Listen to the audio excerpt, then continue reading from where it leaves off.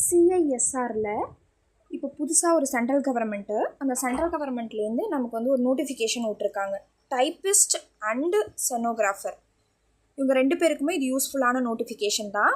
நோட்டிஃபிகேஷனோட date 22/3/2025. நீங்கள் வந்து 21/4/2025 வரைக்கும் அப்ளை பண்ணிக்கலாம்.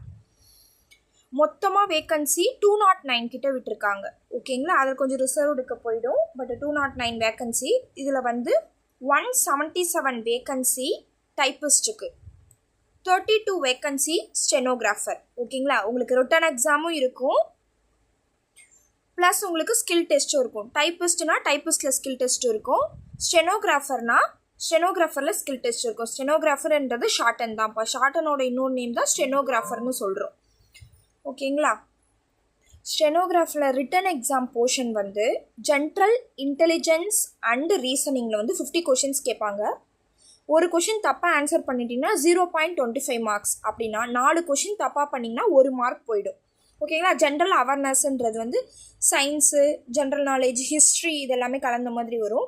நீங்கள் டிஎன்பிசி அதுக்கெலாம் ப்ரிப்பேர் பண்ணியிருப்பீங்க. சேம் சிலபஸாக தான் இருக்கும். ஓகேங்களா, சிலபஸ் வந்து டவுன்லோட் பண்ணிக்கோங்க.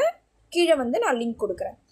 English language and comprehension. ஓகேங்களா, இங்கிலீஷ் லாங்குவேஜை பற்றி கேட்பாங்க. ஓகேங்களா, அதுதான் உங்களுக்கு அதிக மார்க்ஸ் ஸ்கோர் பண்ணுது. 100 கொஷின்ஸ் கேட்குறாங்க. ஓகே, இது எல்லாமே நீங்கள் படிக்கணும் அப்படிலாம் இல்லை. உங்களுக்கு எது நல்லா வருமோ அது நல்லா படிச்சுக்கோ. ஏன்னா நெகட்டிவ் மார்க் நீங்கள் அட்டன் பண்ணாமல் கூட அது ஸ்கிப் பண்ணிவிட்டு வந்துடலாம். ஓகேங்களா, உங்களுக்கு கட் ஆஃபும் ரொம்ப ஹையாக இருக்க போகிறதில்ல. 200 கொஷின்ஸ்னால் 90 to 110 தான் கட் ஆஃப் இருக்கும்.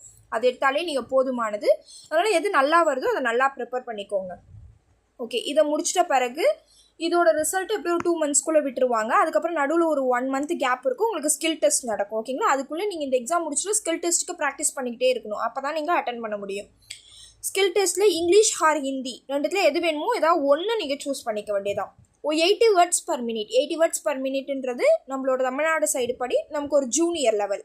ஓகேங்களா, பட் ஜூனியர் லெவலில் 7 minutesல எழுதுவோம். இங்கே 10 minutes ஸ்பீட் கொடுப்பாங்க. ஓகேங்களா, ஓகே. இதுக்கப்புறம் வந்து நம்மளோட வேர்ல்டு சேனல்லே வந்து நம்ம வந்து தினைக்கும் அப்லோட் பண்ணிகிட்டே இருக்க போகிறோம் 10 minutesஸாக. ஓகேங்களா, சென்ட்ரல் கவர்மெண்ட் எக்ஸாம் யாராவது ப்ரிப்பேர் பண்ணுறீங்கன்னா அவங்க வந்து இந்த 10 minutes ரெக்கார்டரை போட்டு தினைக்கும் எழுதி பாருங்கள். ஈஸியாக நீங்கள் ஸ்கோர் பண்ணி ஒரு நல்ல சென்ட்ரல் கவர்மெண்ட் ஜாப் போகலாம். ஓகே, அதுலேயே வந்து இப்போ வந்து டைப்பிஸ்ட்டுக்கு வந்து 177 போஸ்ட் இருக்கிறதுலே அதிக போஸ்ட் விட்டுருக்காங்க. அதுக்கு வந்து என்ன போர்ஷன்னா பேப்பர் 1 பேப்பர் 2ன்னு 2 பேப்பராக நடக்குது. ஓகேங்களா, பேப்பர் 1க்கு 90 minutes, அப்போனா 1.5 மணி நேரம். மென்டல் எபிலிட்டி டெஸ்ட்டு வைக்கிறாங்க. ஓகேங்களா, 100 கொஷின்ஸ் வைக்கிறாங்க. 200 மார்க்ஸ் கொடுக்குறாங்க. அப்போ ஒரு கொஷினுக்கு 2 மார்க். ஓகேங்களா, இதுக்கு வந்து நெகட்டிவ் மார்க்ஸ் கிடையாது. பேப்பர் 2க்கு general awareness and language same syllabus தான். ஓகேங்களா, எல்லாத்துலேயுமே முக்கால்வாசி சென்ட்ரல் கவர்மெண்ட்டில் ஜென்ரல் அவேர்னஸ் இருக்கும், ஜென்ரல் லாங்குவேஜ் இருக்கும். ஓகேங்களா, அதுக்கப்புறம் ரீசனிங் அண்டு அரித்மெட்டிக் சீரிஸ்னு இருக்கும். ஓகேங்களா, மென்டல் எபிலிட்டி டெஸ்ட்ன்றது மேக்ஸ் தான், ரீசனிங் தான். ஓகே, இதை நீங்கள் படித்தாலே ஒரு எக்ஸாமுக்கு நீங்கள் நல்லா தரவான நோட்ஸ் எல்லாம் எடுத்து வச்சு ப்ரிப்பேர் பண்ணாலே போதும். எல்லா எக்ஸாமுக்குமே நீங்கள் அதையே யூஸ் பண்ணிக்கலாம். பேப்பர் 2ல் உங்களுக்கு நெகட்டிவ் மார்க்ஸ் உண்டு. 1 negative mark for every wrong question. ஓகேங்களா, ஒரு கொஷின் வந்து நீங்கள் தப்பு பண்ணிங்கன்னா உங்களுக்கு 1 மார்க் போயிடும். ஓகேங்களா, கரெக்டான கொஷினுக்கு 2 மார்க்கு, தப்பான கொஷினுக்கு 1 மார்க்கு. ஓகே, இதில் வந்து ஏஜ் ரிலாக்ஸேஷன்லாம் கொடுத்துருப்பாங்க. 27ன்னு சொல்லியிருப்பாங்க. But OBC category, SC category அதுமாதிரி ஏஜ் ரிலாக்ஸேஷன் சொல்லியிருப்பாங்க.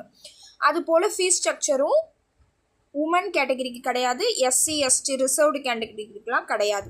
மற்றபடி பாக்கி இருக்கிற கேட்டகரிக்கு 500 ஃபீஸ் பே பண்ணி எக்ஸாமுக்கு அப்ளை பண்ணணும். கீழே நான் நோட்டிஃபிகேஷன் லிங்க் கொடுக்குறேன். பாக்கி ஏதாவது டவுட்ஸ் இருந்துச்சுன்னா கமெண்ட் செக்ஷனில் கேளுங்க. Okay, thank you. யாருக்காவது ஷார்ட் அண்ட் தெரியல அப்படின்னா இதுக்கப்புறம் படித்து இந்த எக்ஸாம் கிளியர் பண்ணணும்னு நினைக்கிறவங்க நம்ம யூடியூப் சேனலை ஃபாலோ பண்ணுங்கள் அண்டு சப்ஸ்கிரைப் பண்ணுங்கள். இல்லை கிளாஸாக ரெகுலராக படிக்கணும்னு ஆசைப்படுறவங்க நம்ம காண்டாக்ட் நம்பர் இருக்குது, காண்டாக்ட் பண்ணி ஷார்ட் அண்ட் கிளாஸ் ஜாயின் பண்ணிக்கோங்க. Thank you. Please subscribe my channel.